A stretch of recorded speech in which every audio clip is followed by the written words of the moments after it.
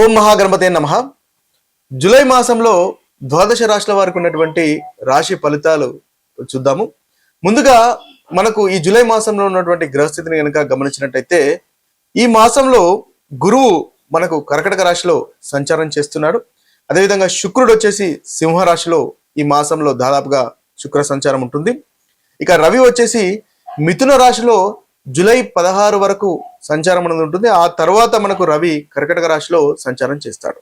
ఇక కుజుడు వచ్చేసి వృషభ రాశిలో సంచారము, అదేవిధంగా బుధుడు వచ్చేసి దాదాపుగా మనకు మిథున రాశిలో ఈ యొక్క మాసంలో బుధ సంచారం అనేది ఉంటుంది. ఇక శని మీన రాశిలోనే సంచారం చేస్తున్నాడు, రాహు కుంభరాశిలో సంచారము, కేతు అనేది సింహరాశిలో సంచారం. ఇది స్థూలంగా మనకు జూలై మాసంలో ఉన్నటువంటి గ్రహస్థితి. ఈ గ్రహస్థితిని ఆధారంగా చేసుకొని ద్వాదశ రాశుల వారికి ఉన్నటువంటి ఫలితాలు ఏ విధంగా ఉన్నాయో చూద్దాము. వృశ్చిక రాశి వారికి జూలై మాసంలో ఉన్నటువంటి ఫలితాలు కనుక మనం చూసినట్టయితే ఈ వృశ్చిక రాశి వారికి జూలై మాసంలో అంతగా అనుకూలంగా లేదు అనే మనం చెప్పాలి. ముఖ్యంగా అన్ని గ్రహాలన్నీ కూడా ఏ గ్రహం కూడా అంతగా అనుకూలంగా లేదు గోచార రీత్యా. ముఖ్యంగా మనకు ఒక గురుగ్రహం తప్ప దాదాపుగా అన్ని గ్రహాల యొక్క సంచారము అంతగా ఈ గోచార రీత్యా అనుకూలంగా లేదు. కాకపోతే ఈ అన్ని గ్రహాలు అనుకూలంగా లేవు కాబట్టి చాలా ఇబ్బందులు ఎదుర్కొంటాము అని అనుకోవడానికి లేదు.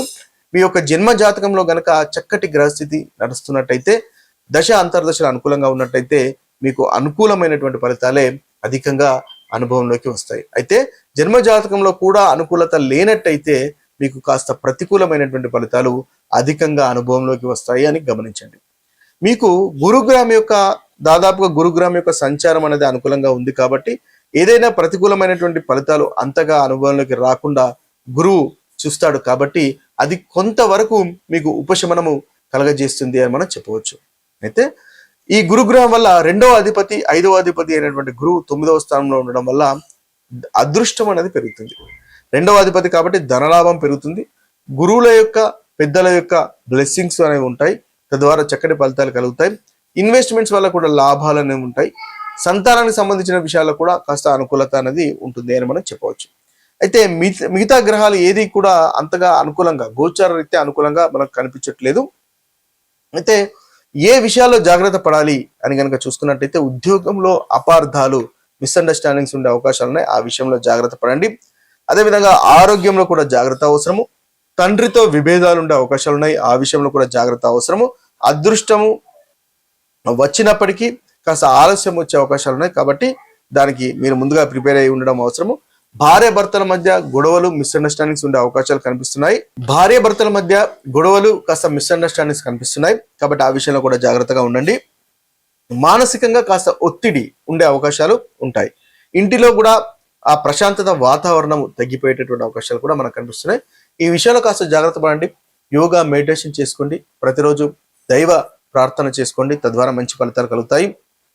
ముఖ్యంగా మీరు మంగళవారం హనుమాన్ చాలీసా పఠించుకోండి, బుధవారం విష్ణు సహస్రనామాలు వినండి, చదవండి, తద్వారా మంచి ఫలితాలు ఈ రాశి వారికి కలుగుతాయి.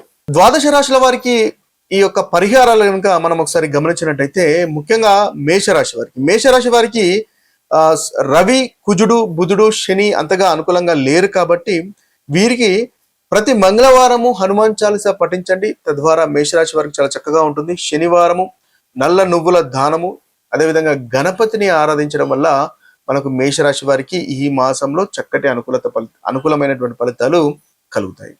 ఇక వృషభ రాశి వారికి కనుక చూసుకున్నట్టయితే వృషభ రాశి వారికి గురువు బాలేడు, సూర్యుడు కుజుడు బుధుడు రాహుకేతువులు అంతగా అనుకూలంగా లేరు కాబట్టి ముఖ్యంగా సూర్య నమస్కారాలు చేసుకోవడం వల్ల ఈ మాసంలో మంచి ఫలితాలు కలుగుతాయి. అదేవిధంగా శనివారము మనకు రాహుకేతువులను పూజించడం వల్ల కూడా చక్కటి ఫలితాలు మనకు వృషభ రాశి వారికి కలుగుతాయి.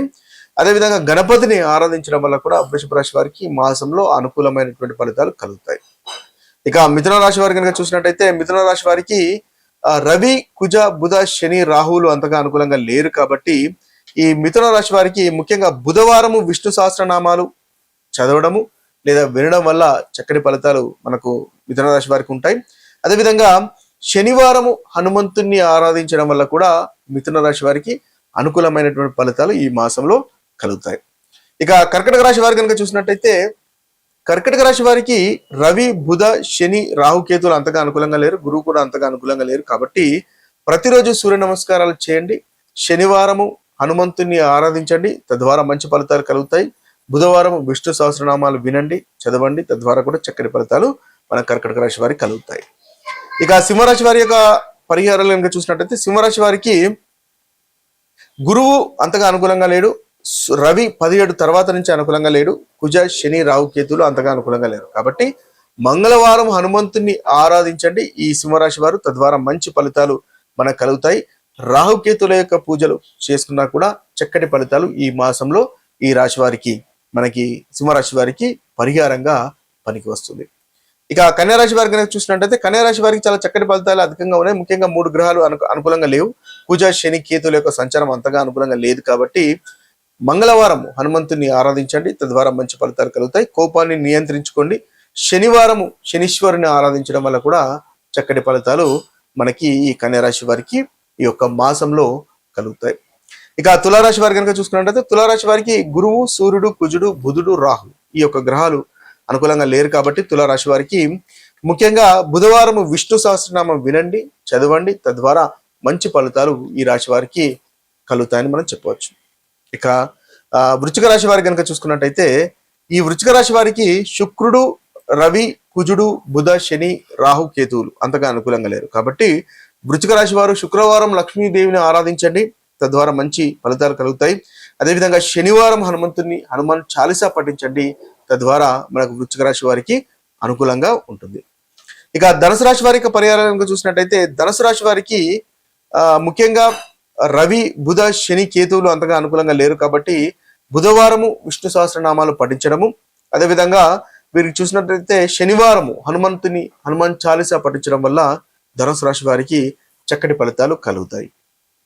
ఇక మకర రాశి వారి యొక్క పరిహారాలు ఇంకా చూసినట్టయితే, మకర రాశి వారికి రవి 17 తర్వాత నుంచి అంతగా అనుకూలంగా లేడు. కుజ, రాహు, కేతువులు కూడా అనుకూలంగా లేరు ఈ మాసంలో. కాబట్టి మంగళవారం హనుమంతుని ఆరాధించండి, తద్వారా ప్రతికూలమైనటువంటి ఫలితాలు తొలగిపోయి అనుకూలత పెరుగుతుంది. శనివారం కూడా శనీశ్వరుని ఆరాధించడం వల్ల, నవగ్రహ ప్రదక్షిణలు చేయడం వల్ల, ధ్యానము చేయడం వల్ల చక్కటి ఫలితాలు మీరు పొందగలుగుతారు. ఇవి పరిహారాలుగా పనిచేస్తున్నాయి. ఇక కుంభరాశి వారి యొక్క ఫలితాలు కనుక మనం చూసినట్టయితే, కుంభరాశి యొక్క పరిహారాలు చూసినట్టయితే, కుంభరాశి వారికి శుక్రుడు అంతగా అనుకూలంగా లేడు. రవి 1 నుంచి 16 వరకు అనుకూలంగా లేడు. కుజ, బుధ, శని, రాహు, కేతులు అంతగా అనుకూలంగా లేరు. కాబట్టి శుక్రవారం లక్ష్మీ పూజ చేయండి, అది మీకు మంచి పరిహారంగా ఈ యొక్క మాసం కుంభరాశి వారికి కలుగుతుంది. అదేవిధంగా శనివారం నల్లని నువ్వులు దానం చేయడము, శనివారం హనుమాన్ చాలీసా పఠించడం లాంటి పరిహారాలు చేసుకోవడం వల్ల కూడా మనకి కుంభరాశి వారికి అనుకూలంగా ఉంటుంది. మీనరాశి వారికి కనుక చూసినట్టయితే, మీనరాశి వారికి శుక్రుడు, రవి, శని, రాహులు ఈ 4 గ్రహాలు అంతగా అనుకూలంగా లేరు.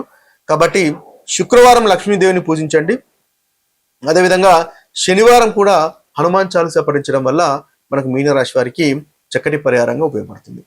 ఇవి స్థూలంగా జూలై మాసంలో ఉన్నటువంటి 12 రాశుల పరిహారాలు, అదేవిధంగా ఫలితాలు.